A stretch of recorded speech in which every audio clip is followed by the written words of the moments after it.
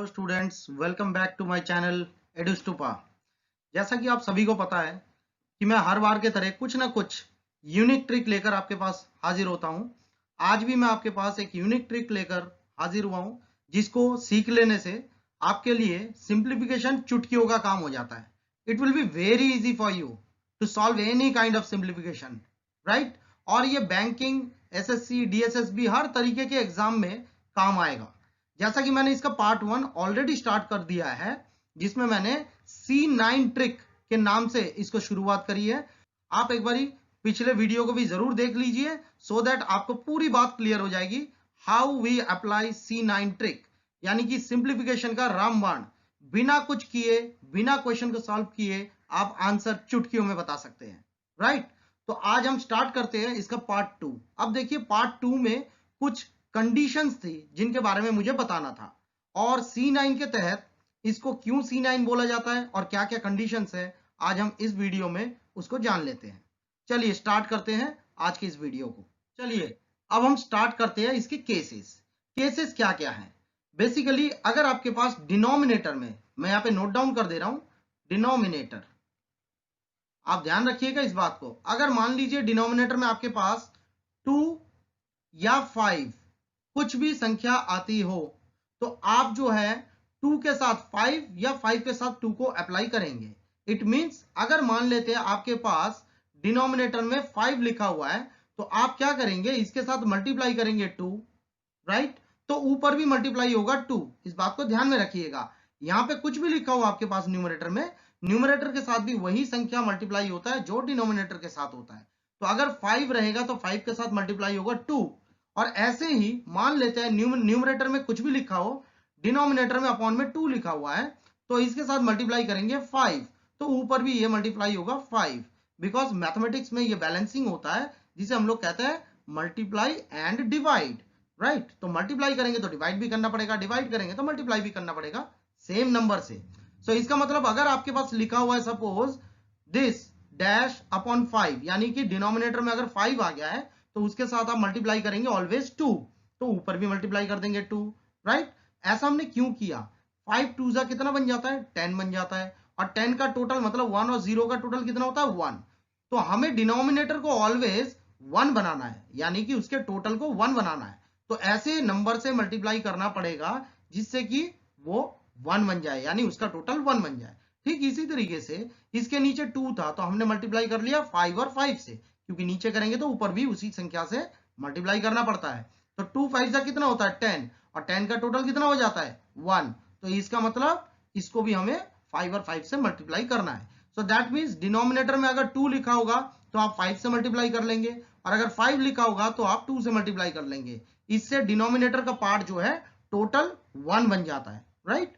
ऐसे ही अगर आप दूसरे केसेस देखें तो 4 और 7 का भी पैनल बनेगा, यानी पेयर बनेगा। अगर मान लेते हैं कि ऊपर आपके पास कुछ भी लिखा हो, नीचे 4 यानी डिनोमिनेटर में 4 आ गया है, तो आप क्या करेंगे, उसे इंटू 7 कर देंगे। और क्योंकि डिनोमिनेटर से किया है तो न्यूमरेटर से भी आपको करके दिखाना पड़ेगा, राइट। तो इट बिकम्स लाइक दिस, 7 4 जा या 4 7 जा 28।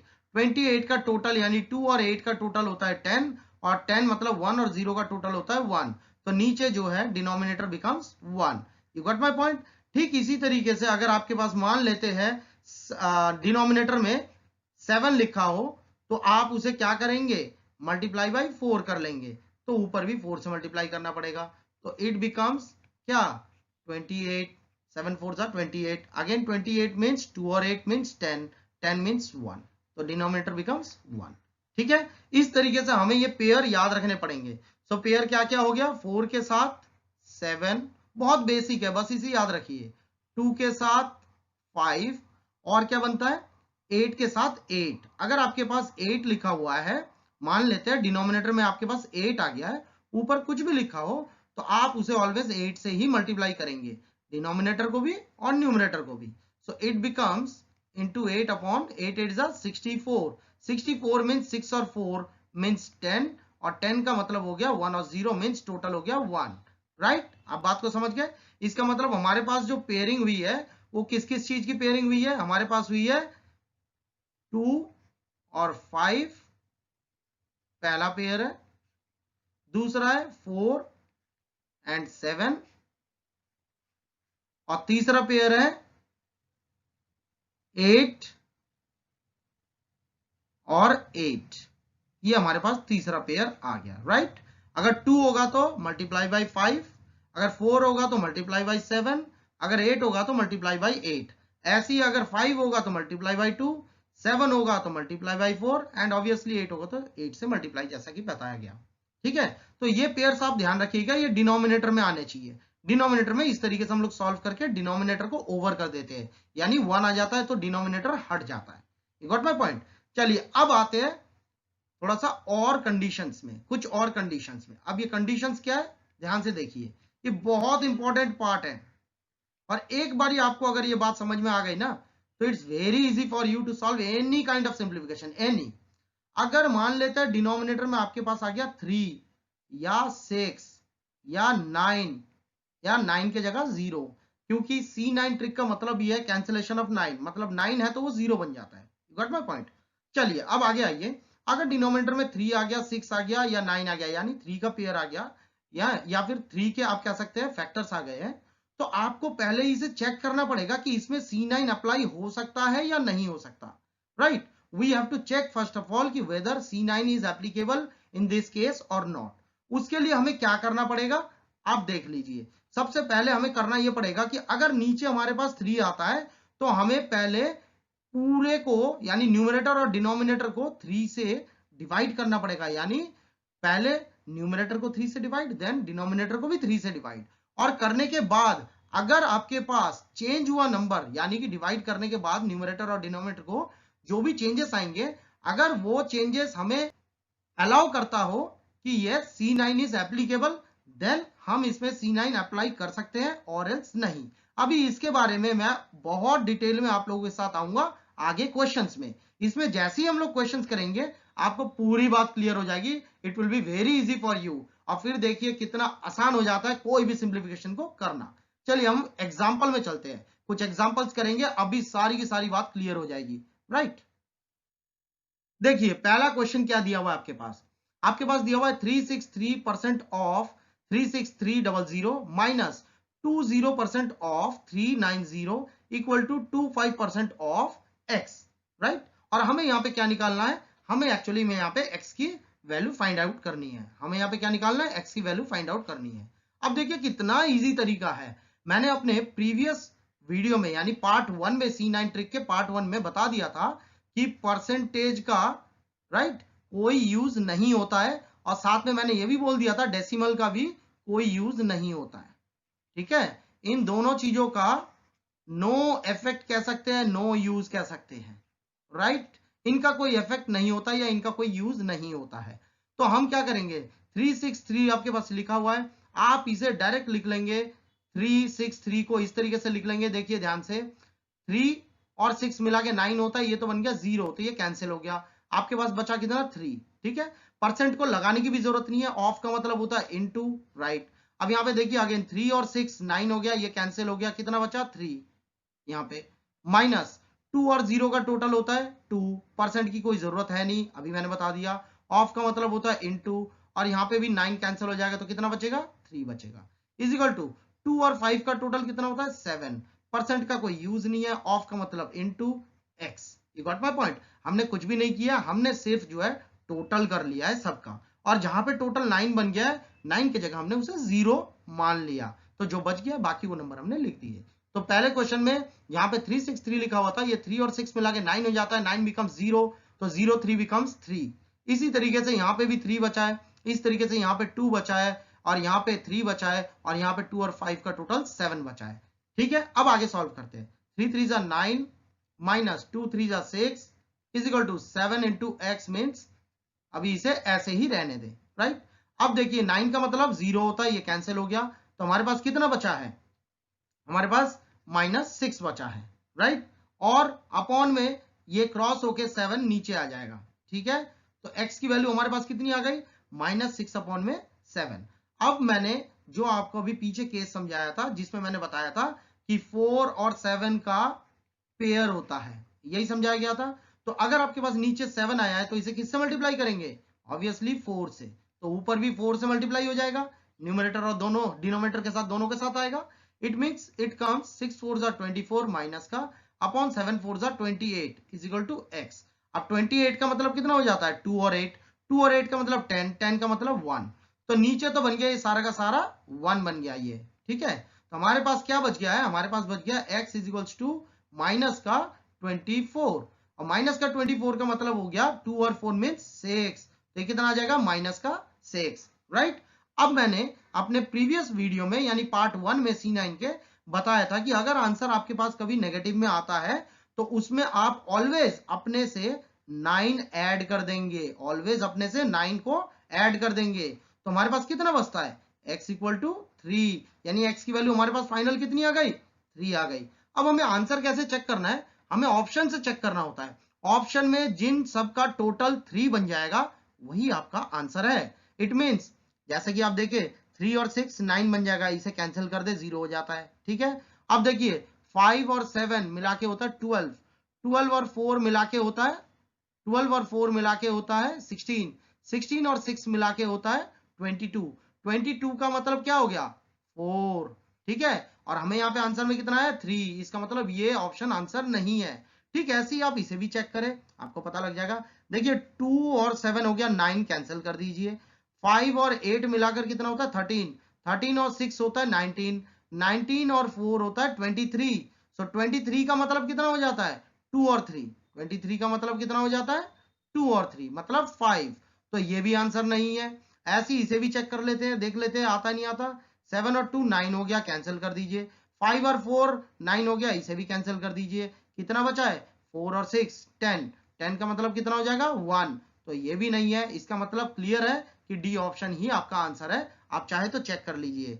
2 और 7 9 0 कैंसिल हो गया, ठीक है ना। 2 और 7 मिला के 9 9 मतलब 0। अब क्या बच गया 5 और 6 11, 11 और 6 17, 17 और 4 21, 21 का मतलब कितना हो गया टोटल 2 और 1 3, यानी कि ये इससे टैली हो गया। इसका मतलब यही ऑप्शन हमारा आंसर है। देखिए समझाने के लिए मैंने इतनी बातें आप लोगों को बताई है, जिसमें आप लोगों को लग रहा होगा नहीं इसमें भी तो लेंथी प्रोसेस है, जबकि ऐसा बिल्कुल भी नहीं है। आप जस्ट समझने के लिए इतनी बातें समझ रहे हैं, लेकिन एक बारी जब आपको समझ में आ जाएगा तो आपके लिए इतनी सारी बातें जो है बिल्कुल आसान हो जाएंगी, क्योंकि आप इतनी सारी बातें लिखेंगे ही नहीं। मैं आपको समझाने के लिए, डिटेल में समझाने के लिए इतनी बातें लिख के समझा रहा हूं। अदरवाइज इसे डायरेक्ट किया जा सकता है बिना सिंप्लीफाई कीजिए, ठीक है, बिना सिंप्लीफाई करके, है कि नहीं। चलिए अगले क्वेश्चन की ओर आते हैं, आपको और बात क्लियर हो जाएगी। Next question. अब देखिए नेक्स्ट क्वेश्चन में क्या लिखा हुआ आपके पास 64% ऑफ 340। अब हम थोड़ा सा डायरेक्ट चलेंगे, थोड़ा सा स्पीड से चलेंगे, ठीक है। 64 का मतलब हो गया 6 और 4, 6 और 4 का मतलब हो गया 1, बिकॉज 6 और 4 मिला के हो जाता है 10, 10 का मतलब हो गया 1, ठीक है, परसेंट लगाने की जरूरत नहीं है। और 3 और 4 का मतलब टोटल हो गया 7, इसका मतलब 1 इंटू 7, ऑफ का मतलब इंटू, माइनस 2 और 5 का मतलब हो गया 7, ठीक है, परसेंट लगाने की जरूरत नहीं है, ऑफ का मतलब इंटू, और 800 का टोटल हो गया 8, इसका मतलब 8 इज इक्वल टू 5 और 0 का टोटल हो गया 5, परसेंट की जरूरत नहीं है, ऑफ का मतलब इंटू, और x हमें यहाँ पे क्या निकालना है x की वैल्यू तो फाइंड आउट करनी है। तो कितना हो जाएगा 1 इंटू 7 इज 7, माइनस 7 8 जा 56 इज इक्वल टू 5 इंटू में x। अब देखिए कितना इजी हो जाता है, 7 माइनस 5 और 6 का टोटल कितना हो जाएगा 11, 11 का मतलब कितना हो जाता है इट मीन्स 2, तो इसका टोटल कितना हो जाएगा 2, इसका मतलब यहाँ पे हमने लिख लिया 2 is equal to 5 into x. तो कितना हो जाएगा 7 minus 2 is 5 is equal to 5x। अब ये 5 क्रॉस मत कर दीजिएगा, यानी कि कैंसिल मत कर दीजिएगा। कभी भी कैंसिल होके जो आंसर आएगा कोई जरूरी नहीं है कि वो आंसर आपको करेक्ट दे। अगर आपको एप्रोप्रिएट आंसर लाना है तो आप इसको डिवाइड करके लिखिएगा इस तरीके से, आप इसे डायरेक्ट कैंसिल मत कीजिएगा। हो सकता है करेक्ट आंसर आ जाए, हो सकता है ना भी आए। अगर आपको एप्रोप्रिएट आंसर चाहिए, करेक्ट आंसर चाहिए, एब्सोल्यूट आंसर चाहिए, तो फिर आपको डिवाइड ही करना पड़ेगा। अब मैंने पीछे बताया था पेयर बनता है 2 और 5 का, अगर 2 है तो 5 से मल्टीप्लाई, अगर 5 है तो 2 से मल्टीप्लाई।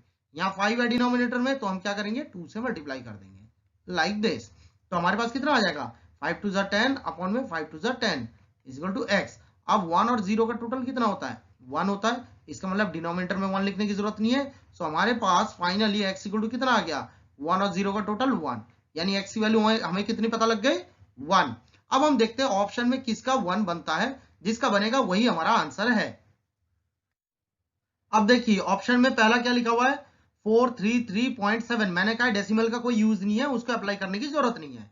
तो कितना हो जाएगा 4 और 3 7, 7 और 3 10, 10 और 5 15, तो इसका टोटल आ रहा है 15, 15 मीन्स 6, तो ये तो आंसर नहीं है। ऐसे इसको भी कर ले 4 और 3 7, 7 और 2 9, 9 तो 0 बन गया, क्या बच गया आपके पास 5, तो ये भी ऑप्शन नहीं है। नेक्स्ट 4 और 3 7, 7 और 2 9, ये भी आपके पास 0 बन गया, ये भी आंसर नहीं है। लास्ट क्या देखिए 4 और 3 7, 7 और 1 8, 8 और 2 10, 10 का मतलब हो गया 1, यानी यही आंसर आपका करेक्ट है। यहाँ पे देखिए एक्स की वैल्यू 1 आई थी, यहाँ पे भी इसका टोटल 1 आ रहा है, यानी डी ऑप्शन ही आपका करेक्ट आंसर है। आप समझ गए आप कितना आसान है, कितना इजी है। बेसिक फंडा है, बिल्कुल एक बार सीख लिया तो बिल्कुल क्लियर हो जाएगा। बहुत मजेदार चीज है, आप बिना क्वेश्चन को सॉल्व किए भी आंसर बता पाएंगे, इवन बिना कोर्स को पूरी तरीके से किए भी आप पेपर को अच्छे से करके आ सकते हैं। लेकिन ऐसा नहीं है, बीइंग ए टीचर मैं आपको बोलूंगा पहले आप कोर्स को अच्छे से सीखे, चाहे उसके आप शॉर्ट ट्रिक्स सीखे, इस तरीके के शॉर्ट ट्रिक्स को आप अप्लाई करें जिससे कि आपकी नॉलेज भी बनी रहे और आप एग्जाम भी बहुत इजीली क्रैक कर दे। चलिए नेक्स्ट क्वेश्चन में चलते हैं। See the next question is 93413.25 upon 3639। अब मैंने जो आपको बताया था पहले कि जब 3 या 6 या 9 या 0 डिनोमिनेटर में आता हो, मैंने यही बताया था डिनोमिनेटर में आता हो तो कुछ कंडीशनल केसेस लगते हैं इनके ऊपर, ठीक है 3690 के ऊपर कुछ कंडीशनल केसेस लगते हैं। और वो कंडीशनल केसेस क्या है अब हम सीख लेते हैं। सबसे पहले तो हम देख लेते हैं कि डेसिमल की जरूरत हमें है नहीं, पहले हम देख लेते हैं इनका टोटल कितना आता है। इनका टोटल कितना आ रहा है देखिए 9 की जरूरत नहीं है, 9 बिकम 0, तो 3 और 4 7, 7 और 3 आपके पास कितना बन जाता है 10, 10 और 1 11, 11 और 3 11 और 3 बन जाता है 14, 14 और 2 16, 16 और 5 21, ठीक है। इनका टोटल कितना हो जाएगा, इन सब का टोटल कितना हो जाएगा 21 हो जाता है। और नीचे का देख लीजिए ये 9 कैंसिल हो गया, ये 6 और 3 9 कैंसिल हो गया, कितना बच गया 3 बच गया है। इसका मतलब नीचे डिनोमिनेटर में जिसके भी 3 आएगा, अगर एट लास्ट डिनोमिनेटर में टोटल करने के बाद 3 6 या 9 अगर आपके पास आ गया तो इसका मतलब यह क्वेश्चन C9 ट्रिक के लिए डायरेक्ट नहीं है, पहले हमें इसे चेंज करके देखना पड़ेगा कि इसमें C9 अप्लाई हो सकता है या नहीं। उसको करने के लिए हमें क्या करना पड़ेगा, हमें क्वेश्चन में वापस जाके जितना भी डिनोमिनेटर में आ रहा है, जैसे यहाँ पे 3 आ रहा है तो हमें 3 से ही न्यूमरेटर और डिनोमिनेटर को डिवाइड करना पड़ेगा। और डिवाइड करने के बाद अगर इसमें चेंजेस आ गए, मतलब ये 3 के बजाय कोई और संख्या बन गया, यानी 3 6 9 के बजाय कोई और संख्या बन गया, चेंज हो गया, तो फिर उसमें C9 100% अप्लाई होगा। बट अगर 3 से डिवाइड करने के बाद भी अगर वो वापस आपको डिनोमिनेटर में 3 6 या 9 देता हो, यानी आंसर करता हो, तो फिर समझ लीजिएगा उस क्वेश्चन में C9 ट्रिक अप्लाई नहीं हो सकता। इसीलिए मैंने ये बात स्टार्टिंग की वीडियो में बताया था, पार्ट 1 की वीडियो में बताया था, C9 का मेथड जो है बेसिकली 90% केसों में अप्लाई होता है, बट 10% केसेस में ऐसे भी रखूंगा जिनमें C9 अप्लाई नहीं हो सकता। तो आपको समझ में आ गया होगा C9 कैसे अप्लाई नहीं हो सकता। मैं फिर आपको बता देता हूं, यहां पे सॉल्व करके आपको बात पूरी क्लियर हो जाएगी। अब ध्यान से सुनिएगा और समझिएगा। देखिए यहां पे 3 आया था टोटल डिनोमिनेटर में, तो हमें क्या करना पड़ेगा, न्यूमरेटर और डिनोमिनेटर दोनों को ही, न्यूमरेटर एंड डिनोमिनेटर दोनों को ही हमें डिवाइड बाय 3 करना पड़ेगा। और फिर देखते हैं क्या चेंजेस आते हैं। अगर मैं ऊपर वाले को 3 से डिवाइड करता हूं तो सी 3 3 9, 3 1 3, 3 1 3, 3 4 12, देन 3 3 9 23, 3 7 21, अब 22 बचा, तो 3 7 21 एंड अगेन 3 5 15। तो ये आता है हमारे पास, डेसिमल लगाना है आप लगा लीजिए, लेकिन इसका कोई यूज नहीं है डेसिमल का एज सच। अब नीचे भी हम 3 से डिवाइड करेंगे, सो इट कम्स 3 1 3 2 3 1 3 3। अब जरा आप टोटल करके देखिए कितना आता है, टोटल से हमें भी पता लग जाएगा। 3 और 1 4, 4 और 1 5, 5 और 4 9, 9 का तो 0 बन जाएगा ये, राइट। 3 और 7 हो जाएगा 10, 10 और 7 17, 17 और 5 22। डेसिमल का कोई यूज नहीं है। ऐसे ही 1 और 2 3, 3 और 1 4, 4 और 3 7। तो ऊपर टोटल कितना बन जाएगा, ये 4/7 नीचे आ जाएगा। ठीक है, अब देखिए ये चेंज हो गया है, नीचे डिनोमिनेटर बिकम्स 7, दैट मीन्स 3 से ये 7 में चेंज हो गया। यानी कि जब हमने 3 से न्यूमरेटर और डिनोमिनेटर दोनों को ही डिवाइड किया, क्योंकि पिछली बार यानी स्टार्टिंग में जब हमने इसको टोटल करके देखा था तो डिनोमिनेटर में हमारे पास कितना आ रहा था, 3 आ रहा था। डिनोमिनेटर में अगर 3 आया हो या 6 आया हो या 9 आया हो तो हमें पहले उसे चेंज करके देखना पड़ेगा कि उसमें C9 ट्रिक अप्लाई होगा या नहीं। अब इस क्वेश्चन में बिल्कुल होगा, क्योंकि नीचे 3 आया था तो हमने न्यूमरेटर और डिनोमिनेटर दोनों को ही 3 और 3 से डिवाइड करके देख लिया।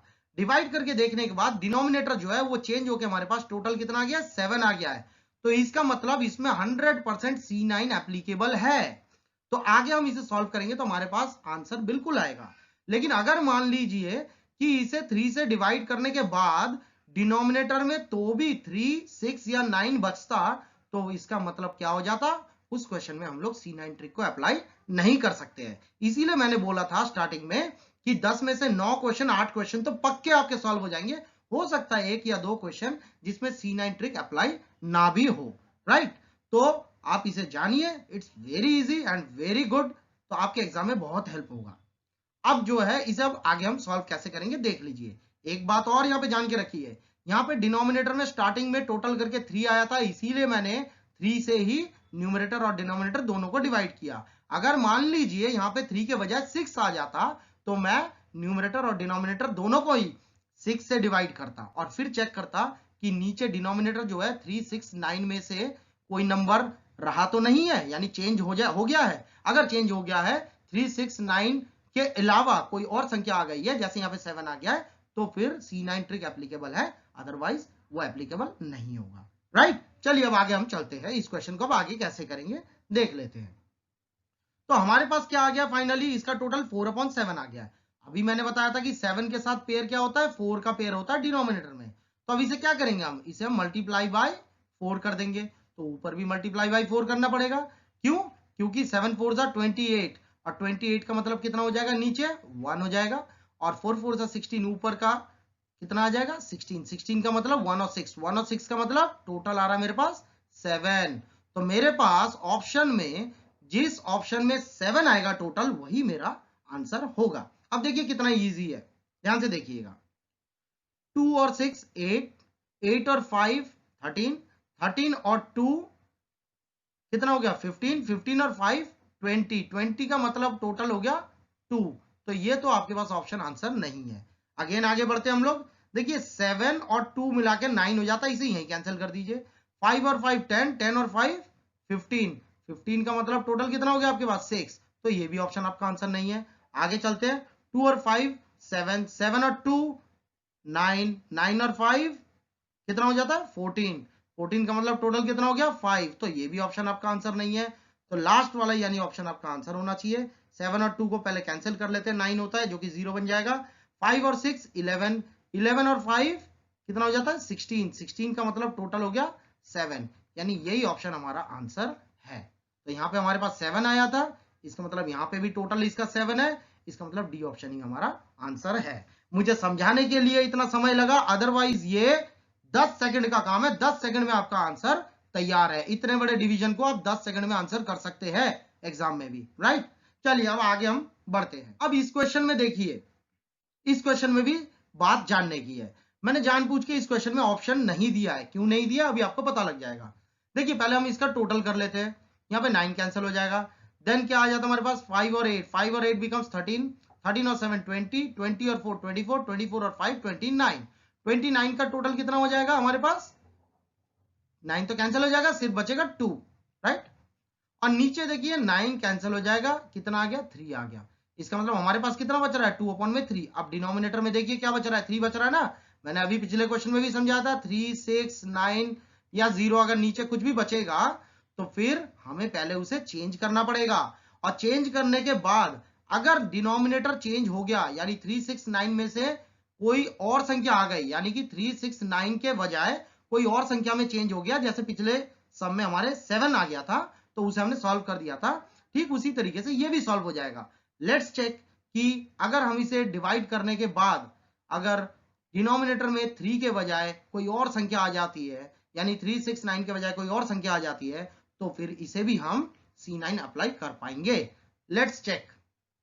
अब ये क्वेश्चन था, क्वेश्चन में चेक करना है हमें, राइट। अगर मैं नीचे हमारे 3 आया है, मुझे 3 से ही डिवाइड करना पड़ेगा न्यूमरेटर और डिनोमिनेटर दोनों को। न्यूमरेटर एंड डिनोमिनेटर को दोनों को डिवाइड बाय 3 कीजिए। अगर हम इसे 3 से डिवाइड करते हैं तो देखिए नीचे वाला तो सॉल्व होकर आ जाएगा 31, ठीक है।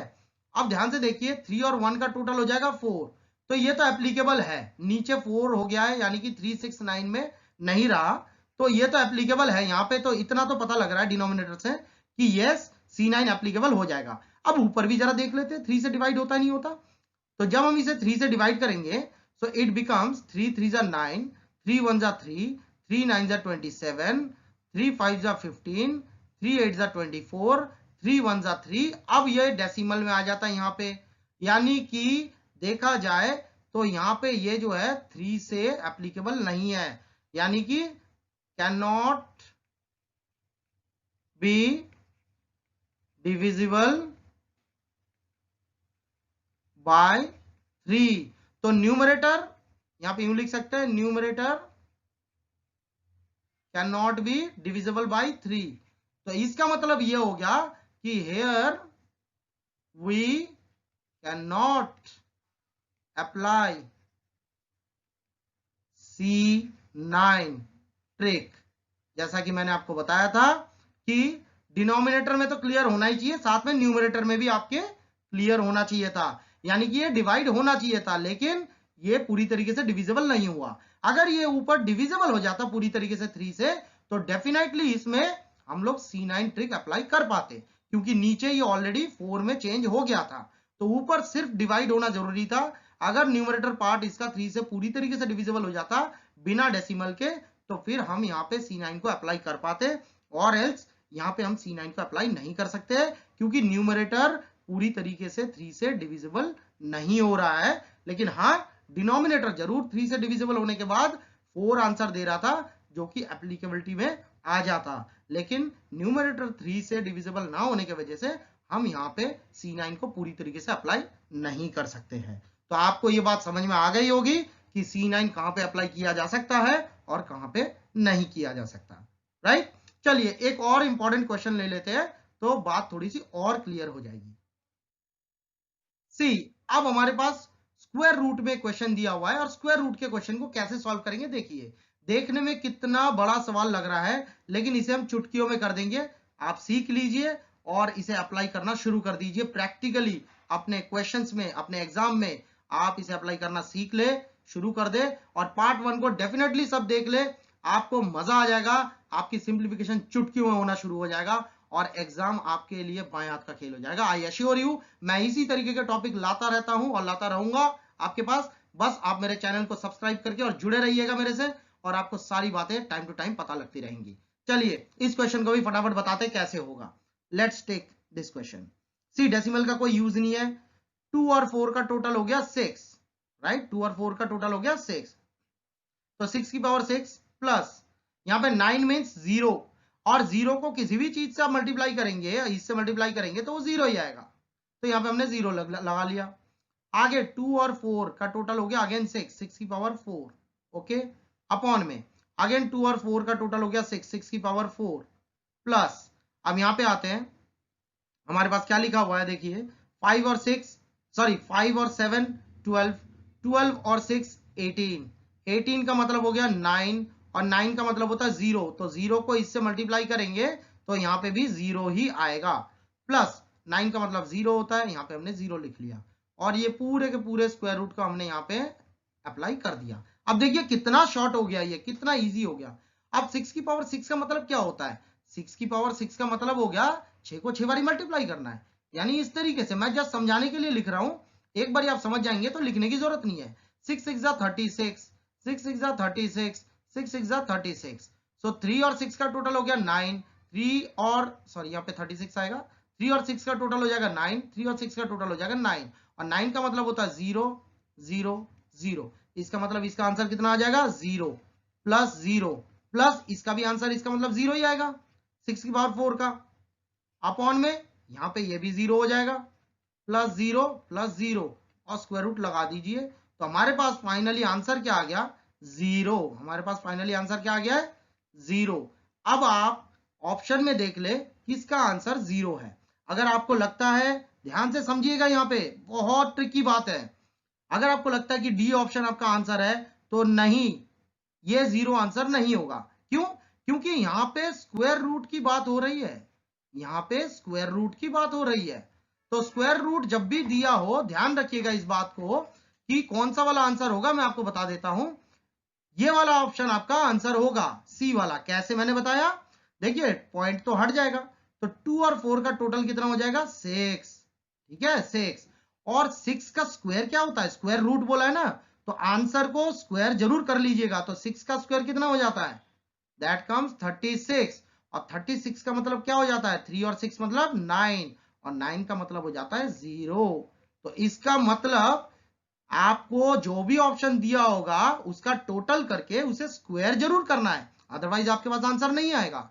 तो यहाँ पे 2 और 4 का टोटल हो गया 6, और 6 का स्क्वायर जब हमने किया, क्योंकि ये स्क्वायर रूट का क्वेश्चन था, तो हमारे पास आया 36, और 36 का टोटल होता है 9, और 9 का मतलब होता है 0। इसका मतलब ये ऑप्शन इसके साथ टैली कर रहा है, यानी कि सी ऑप्शन हमारा आंसर है, और बाकी बी नहीं हो सकता, ए भी नहीं हो सकता। तो मैं समझता हूं ये बात आपको बहुत अच्छे से समझ में आ गई होगी, और आप पार्ट 1 को डेफिनेटली देखिएगा, पार्ट 2 को पूरी तरीके से कॉन्टिन्यूएशन में देख लीजिएगा, समझ लीजिएगा। अगर आपकी कोई भी क्वेरी है, कोई भी बात आप पूछना चाहते हैं, तो आप मुझे डेफिनेटली मेरे कमेंट बॉक्स में लिखकर भेजें, मैं डेफिनेटली आपको आपका आंसर करूंगा, राइट। और वादा कर रहा हूं आगे भी आपको ऐसे ही वीडियोस देता रहूंगा, जिससे कि आपको एक से बढ़कर एक ट्रिक का पता रहे, और सिंप्लीफिकेशन बोलिए या एग्जाम का कोई भी क्वेश्चन बोलिए, आपके लिए बाएं हाथ का काम हो जाए, राइट। बस आप मेरे से जुड़े रहिए, और मेरे चैनल को डेफिनेटली सब्सक्राइब कीजिए, शेयर कीजिए, और इसी तरीके से बने रहिए और सीखते रहिए, और आगे हमारे साथ जुड़े रहिए। Thank you, may God bless you all, bye bye.